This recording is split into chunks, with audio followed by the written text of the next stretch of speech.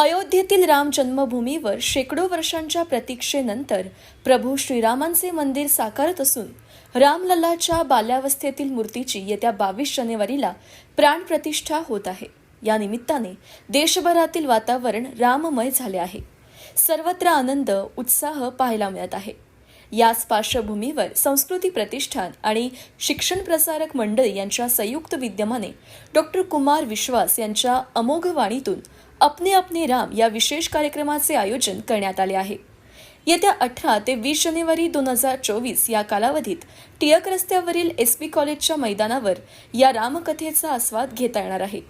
हा कार्यक्रम सर्वांसाठी विनामूल्य असणार आहे अशी माहिती संस्कृती प्रतिष्ठानचे संस्थापक माजी महापौर भारतीय जनता पक्षाचे प्रदेश सरचिटणीस मुरलीधर मोहोळ यांनी पत्रकार परिषदेत दिली।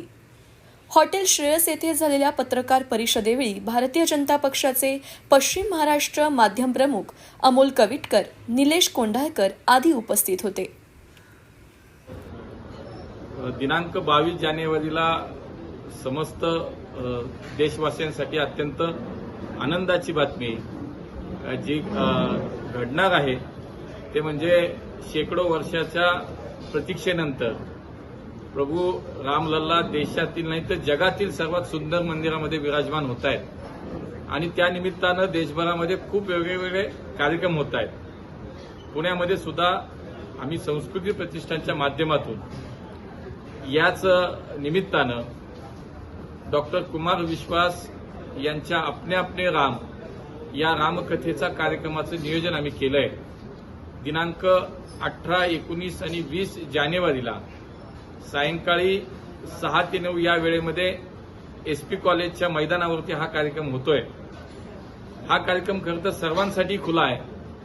प्रभू रामकथेचं इतक्या चांगल्या प्रकारे वर्णन जे खरं तर देशात नाही तर देशाबाहेर सुद्धा ज्यांनी केलंय आपल्या कथेच्या कार्यक्रमाच्या माध्यमातून ते डॉक्टर कुमार विश्वास पुणेकरांच्या भेटीसाठी येत आहेत आणि या कार्यक्रमाला पुणेकरांनी मोठ्या प्रमाणामध्ये सहभागी व्हावं असं आवाहन या निमित्ताने मी करतो।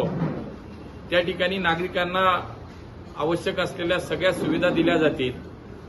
त्या ठिकाणी अत्यंत चांगल्या पद्धतीची आरोग्य सुविधा असेल, त्या ठिकाणी अग्निशमन व्यवस्था असेल, त्या ठिकाणी मोबाईल टॉयलेट्स असतील, अशा सगळ्या प्रकारच्या व्यवस्था, वाहनाच्या पार्किंगसाठी सुद्धा एक व्यवस्था मोठ्या प्रमाणातली त्या ठिकाणी आम्ही करतोय।